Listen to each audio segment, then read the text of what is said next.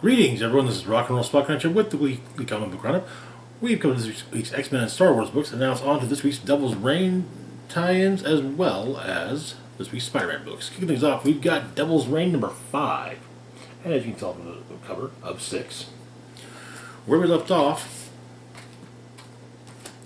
the Kingpin used his staff, which contains the severed thumb of the Purple Man, and a smaller version of the crystal that the Purple Man is imprisoned in, to remember what it is he had, the knowledge he had taken away from him. And he now remembers that Matt Murdock is Daredevil.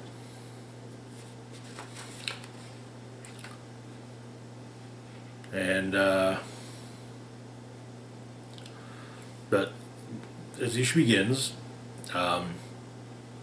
Fisk is informed that the Purple Children are in a residential building,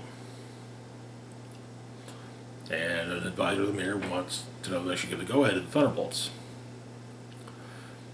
And Fisk says, "Yeah, casualties be damned."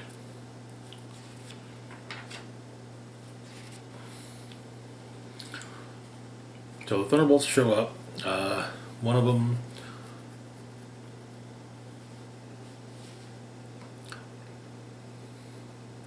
manages to stop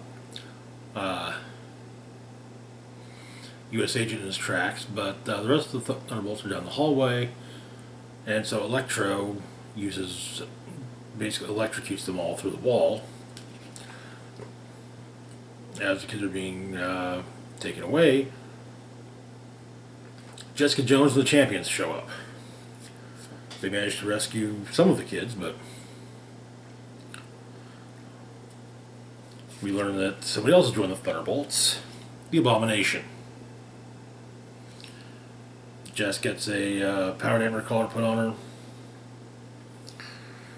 and it seems that Abomination relishes the fact that all he has to do is uphold the law by whatever means necessary. But Miles saves Jess from being splattered by the Abomination.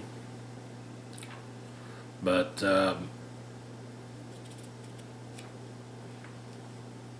yeah, they can't save the rest of the kids.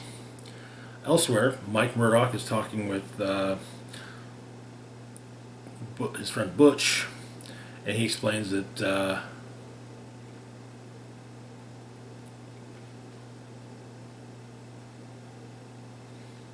he's not real. It's a long story.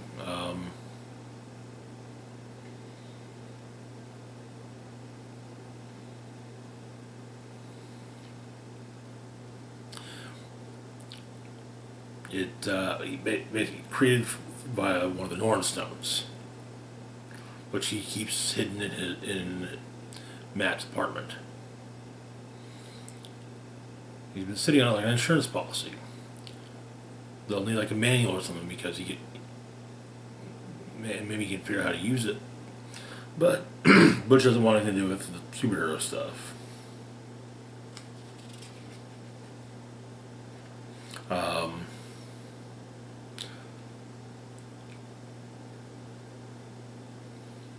But the Purple Man children have been drained of their power, which should, and Dr. Octopus explains to Fisk that should be enough to control the voters to win the election. Purple Man's supercharged, and he's been outfitted with a control collar, so he doesn't get out of hand.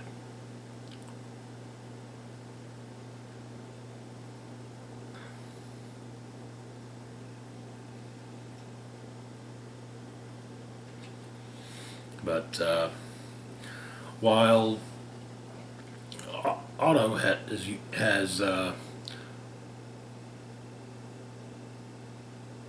neural blockers, turns out, however, that his Superior 4 does not, and so Superior Banner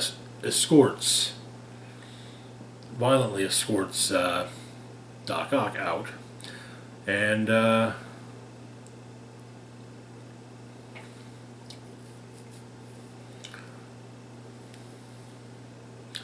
he sends Purple Man out to kill all the heroes that ever dare to try and stop them from achieving their true potential. He's telling him even to burn the city down if he must. Um,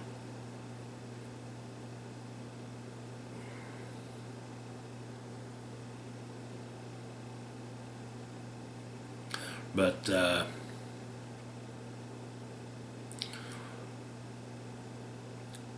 Spider-Man is trying to rig up the Purple Man, just the neurodisruptors, make sure that they don't have to worry about being stopped, but being manipulated by Purple Man. Turns out the only man to rescue one of the purple children, and he says that the only way to stop Purple Man is to kill him.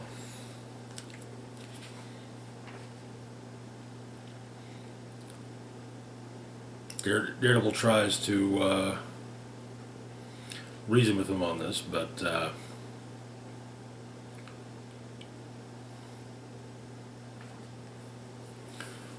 he's interrupted by a phone call from Kirsten McDuffie. Explaining there's an uprising in the Myrmidon. She doesn't have much info, but she can only imagine that the superheroes were involved. With Foggy laid up, well, Kirsten's going to try and rope Matt in to help with legal fallout. Though Daredevil says that might not be a great idea, but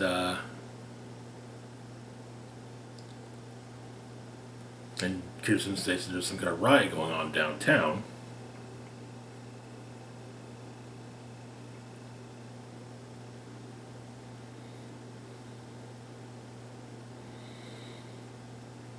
And turns out that the Thunderbolts, as well as the rest of Superior 4, are under Purple Man's influence and control. And the heroes, with their heroes represent, go after the assembled villains.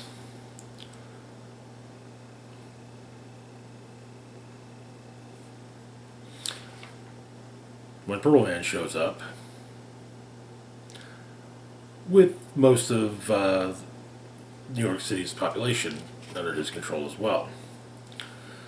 Elsewhere, Mike Murdock slips into Matt Murdock's apartment to get the Norn Stone out.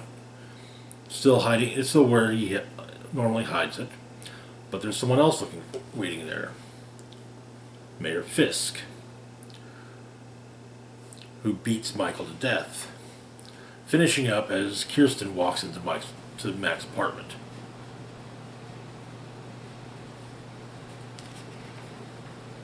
And that is where the issue ends. Okay, so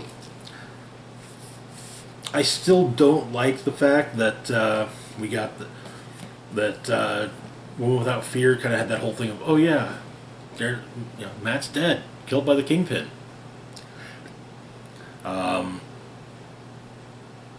Though to be fair, I was expecting that actually rather than Kingpin beat Mike Murdock to death. So 50-50. Otherwise, good issue. I mean, it's been a really good series. But moving on to our next book, we've got Devil's Reign, Moon Knight. So back in Devil's Reign #1, Moon Knight was arrested by the Thunderbolts and taken to the Myrmidon. He was shown joining in the riot in the Myrmidon with Tony Stark, Reed Richards, and Danny Rand, and Susan Richards as well. I should have mentioned her as well, but yeah. So in the Myrmidon, his cellmate is 8-Ball.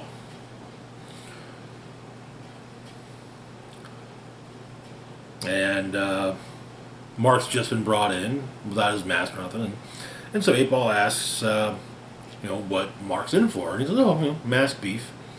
And so 8-Ball says, hey, what was your name out there? Maybe we worked together once. And Mark simply says, Moon Knight. As 8-Ball stated that he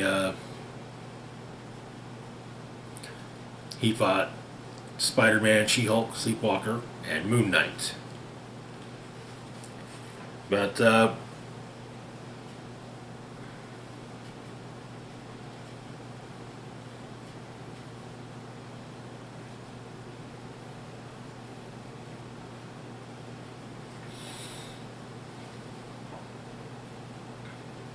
The 8-Ball's not too popular in Ramadan, and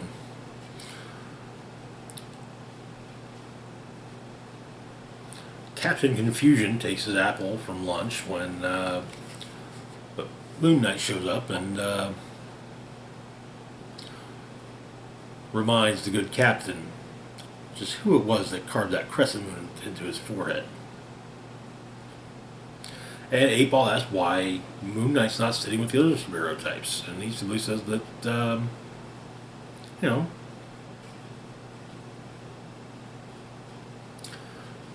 basically he's no more welcome with the other heroes than 8-Ball is with the Wrecking Crew.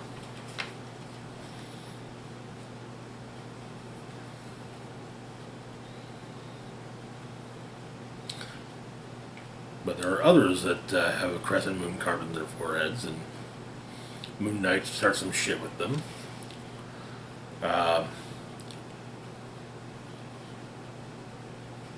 One of the Thunderbolt's guards tosses Moon Knight in the showers, and all the guys there that have crescent moons on their foreheads are waiting for him. Mark takes care of him.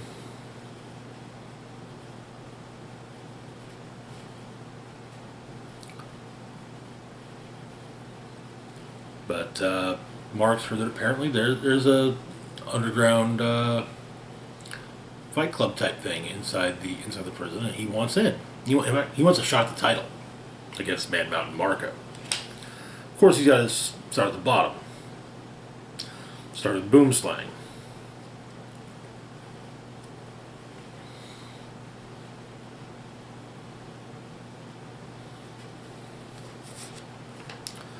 Then Mr. Fish.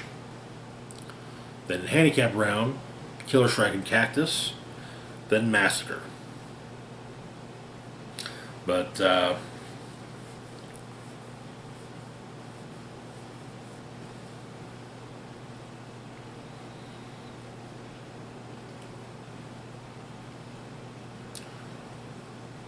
he basically says he's more of a wild dog.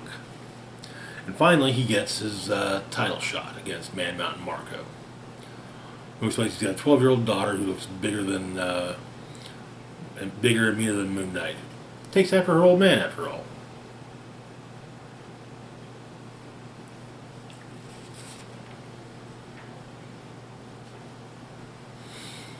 And so, the title match. One of the Thunderbolt's guards refers to him as a superhero. And Mark corrects him, saying, no, he's not a superhero. He's a wild dog.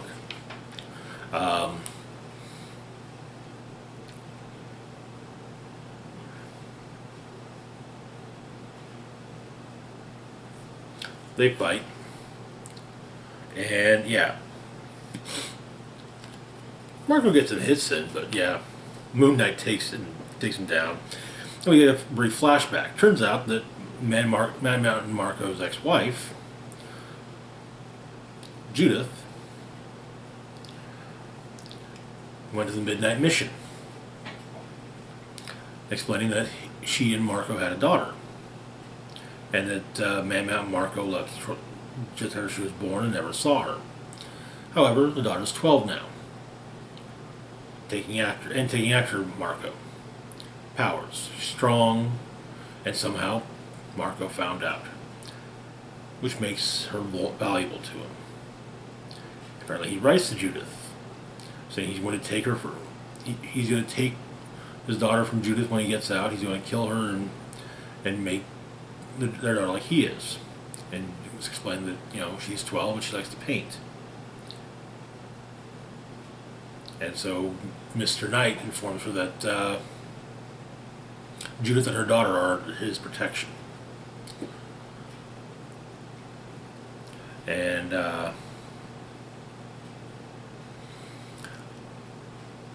Moon Knight, when it seems like Marco's won the fight, Moon Knight goes after him and tells him a secret. Saying, no punk-ass cops or third-tier supervillains could have put him in here if he didn't want to be. No prison could hold him if he wanted to leave. Moon Knight came there for Marco. He came to teach Marco a lesson and deliver a message. The lesson: Moon Knight can get him anywhere, no matter how safe he thinks he is. The message: that he will never see his ex-wife or daughter again, and he'll do things to Marco that would make what he did to Bushman look like a mercy.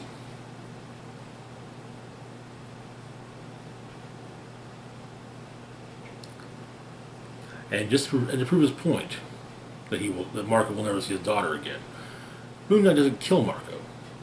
Instead, he gouges out Marco's eyes.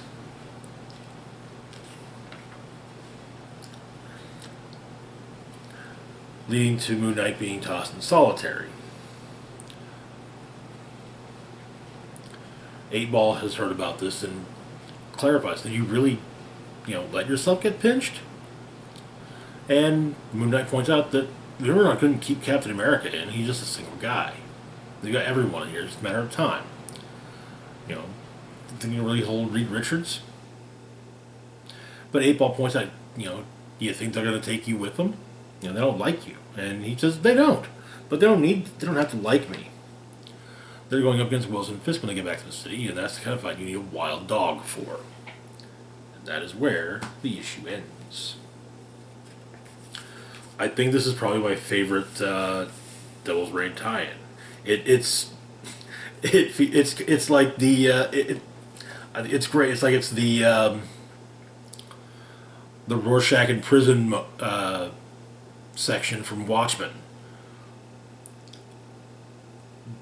without the now cringy line of I'm not locked in here with you. You're locked in here with me. There's similar lines, but yeah, it's not this. Yeah. Anyway, moving on to our next book, though, we've got Devil's Reign Superior 4, number 3. Where we left off, Superior Banner, Superior Howlett, and Superior Blaze had betrayed Doc Ock and were had taken joined the side of Doom Supreme. And Doc Ock had actually been imprisoned. We start off, apparently he had Doc Ock, a drop of blood had landed on another Earth, and created a sentient plant which came to see Doc Ock. And on Earth 8968 at the Supreme Sanctorum, where Doc Ock has been being held prisoner. Basically, though, it's Man-Thing Doc Ock. It frees Otto and creates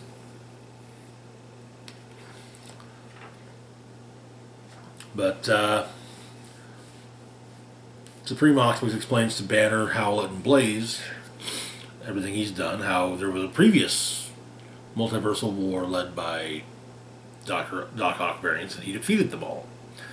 And he's eradicated all disease, ending global conflict, provided universal education, and abolished hunger on the Earth he lives on.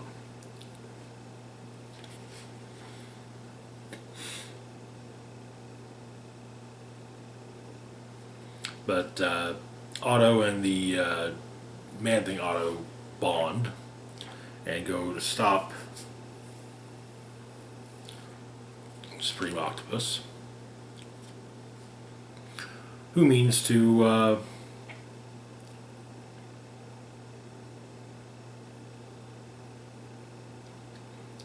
ensure that the three other the Supreme Banner, Howlett, and Blaze don't destroy their worlds and potentially also the multiverse. But then Otto shows up,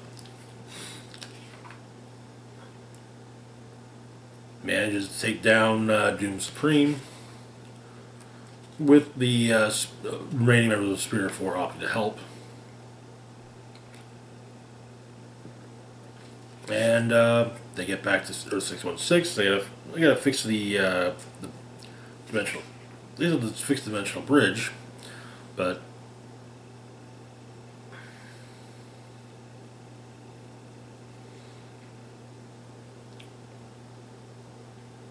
Doc Ock delivers the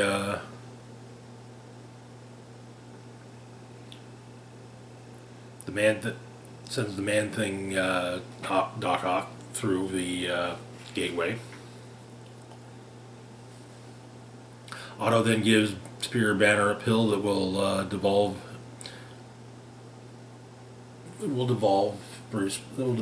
him back to his human form. Then adding that he's going to retrieve Blaze's soul from hell and find out what really happened to his mind.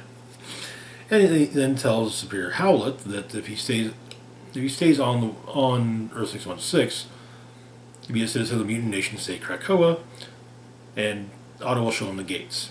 Within weeks, they'll hold untold international influence. They stop a black market transaction with Savage Biotech. Meanwhile, the Man Thing's we found out which Earth the Man Thing Otto ended up on. Earth 2902, where the Superior Four visited in the first issue. And he evolves and becomes the new Spider-Man on that Earth. And that is where the series concludes. Superior Four was fun. I keep saying this, I'm always a fan of multiverse shenanigans, so yeah. Anyway, moving on to our next book, we've got Amazing Spider-Man number 92.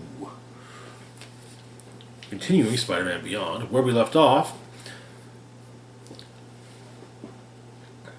Ben had opted to go after Maxine Danger at the Beyond Corporation and had decided to open Door Z. Meaning that Ben wanted to deal with what's behind Door Z, but rather Peter, as well as Misty Knight and Colleen Wing, will. And just what lies behind Door Z? You saw the cover. Yeah.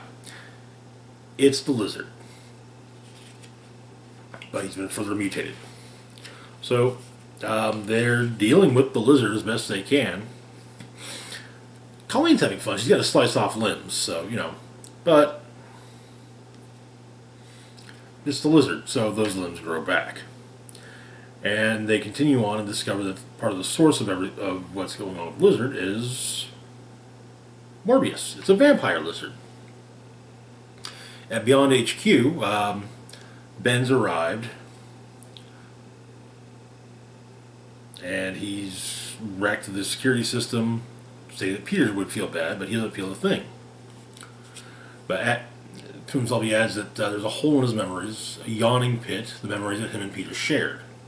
The kind of memories that should make him feel terrible for taking the security system apart the way he did. But the board passes along their orders to Maxine, but she knows that Spider-Man is in the building, and apparently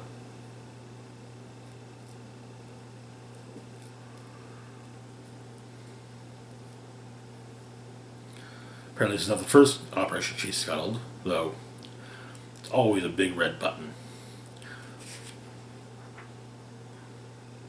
But Morbius is freed from Beyond, and he seems, apparently Beyond stabilized his condition. And Misty kind of looks, Beyond did you a solid, but he explains that no, it was to make it easier to experiment on him, to cut him, to take samples. He bears, and he assures them that he bears Beyond nothing but enmity. And so Peter suggests that Morbius takes some of that enmity and give the three of them a hand. But Ben's really focused on trying to be like Peter and thinking about how, when he's attacked by carnivorous sandwiches.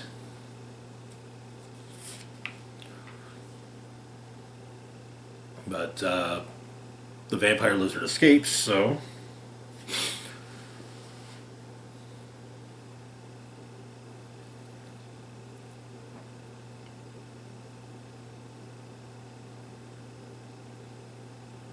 and Misty, Peter, Colleen, and Michael head out to take care of it.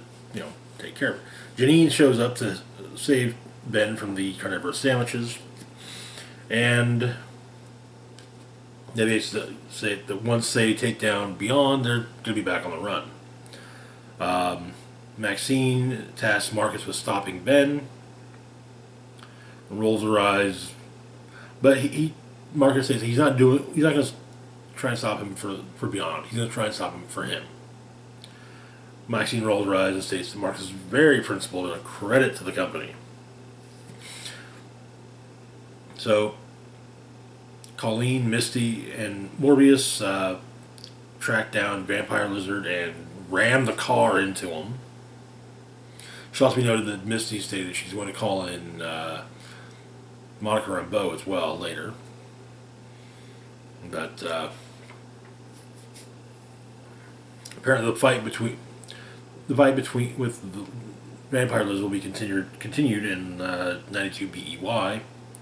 But basically, Janine and Ben both have their parts in taking down Beyond,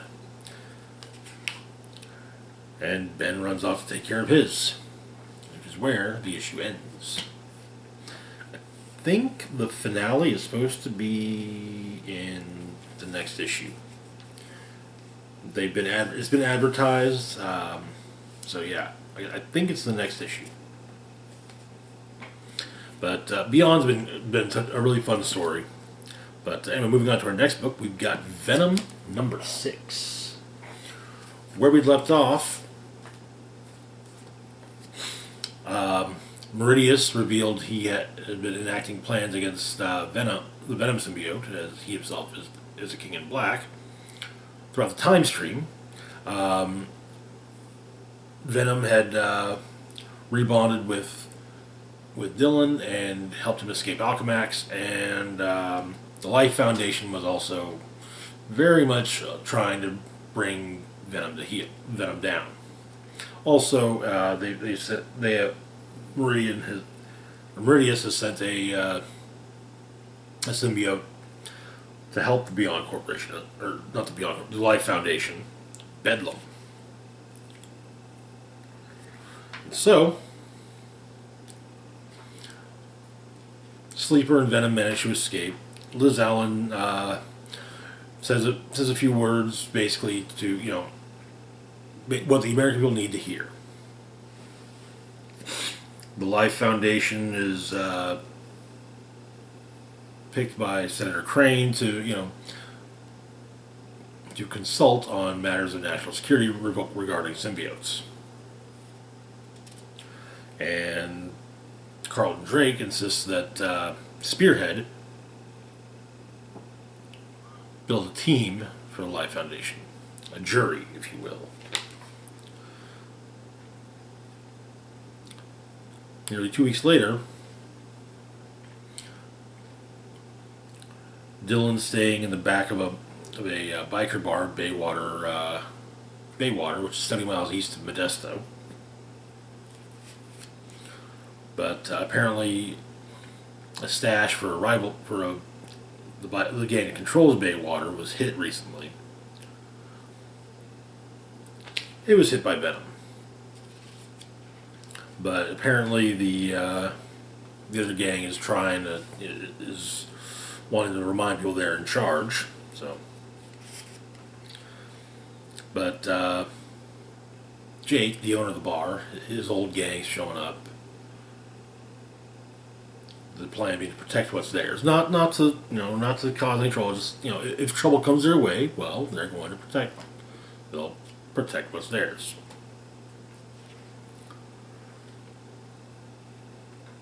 Outside, Dylan and Venom have a chat about everything, and Dylan wants to be a hero. But Sleeper sees a fire nearby.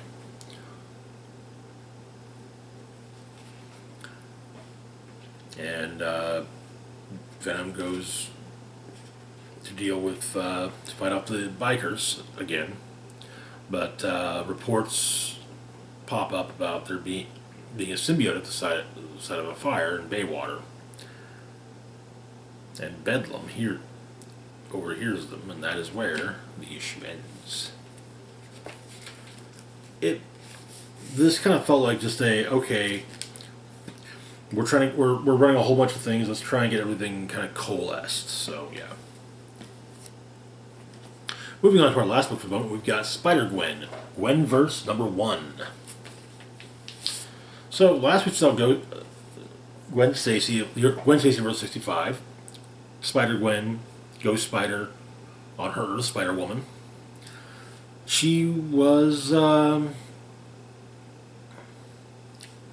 she had to deal with basically, well, she was attending college on Earth 616 and commuting from Earth 65, as she has a means of dimensional travel. So on Earth 65, she stops the She-Bodega Bandit.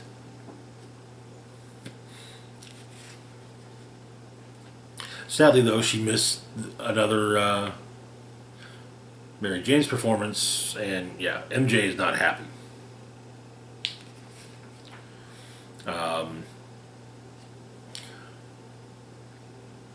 Gwen's father remarks that seeing the video of her fighting the She-Bodega Bandit kind of makes him wonder if maybe Gwen is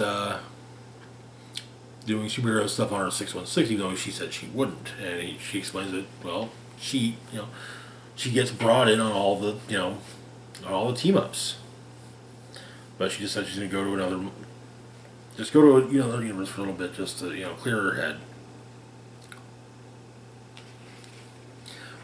Meanwhile, at the end of time, Finale, the Ultimate Artist, is setting her final performance into motion. Requires a handful of items: Dr. Doom's time platform, the Sphinx's Cawstone, the Talus, the Pigeon's time egg, and Kang's time ship, as well as a sentient chronoputer, but Kid Carcass was sent after that, and the chronoputer was in possession of Cable, and so Cable shot Kid Carcass in the face. And Dr. Cephalopod explains that there are some, without the chronoputer, they might not be able to work out as well as possible. Finale's whole plan is to basically send herself through the time stream, having a version of herself at every major point in time. But without the chronoputer, it goes a little wrong, and it hits Gwen, who's trying to go through a portal, and she comes upon Spider-Zero.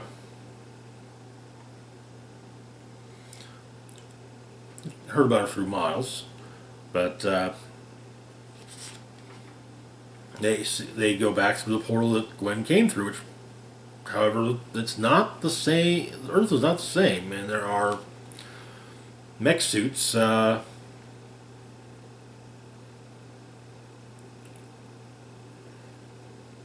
patrolling the streets, and MJ's nice to Gwen. Looking in a history book, though, there appears to be a Thor Gwen.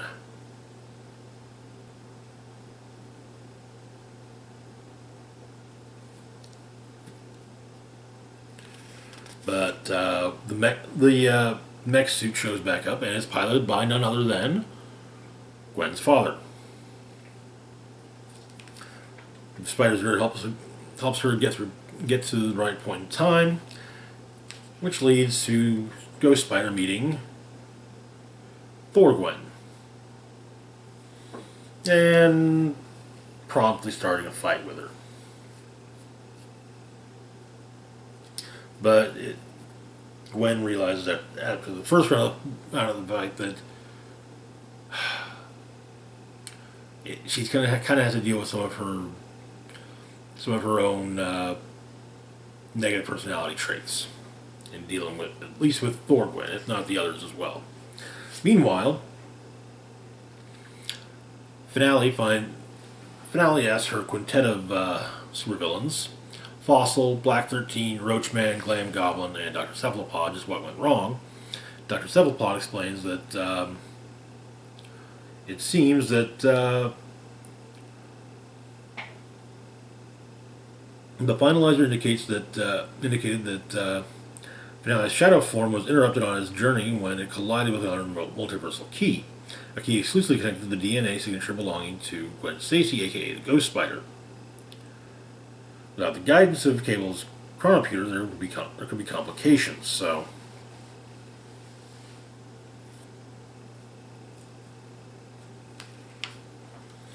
But Finale decides to get a new leader for her quintet, making it once again a sextet. Nightbird, Gwen Stacy of the Heroes Reborn reality. So she's got nothing to lose and understands the mind of their prey, and that is where the issue ends. This looks like to be a fun mini. Marvel's been putting out some X-Gwen variants on everything but X-Men books, so it kind of feels odd to get them. But anyway, that's going to do it for now. As always, feel free to like, share, and subscribe. Links to my Facebook, Twitter, Patreon, and PayPal can be found in the description box down below. This is Rock and Roll Spock signing off saying, live long and rock hard.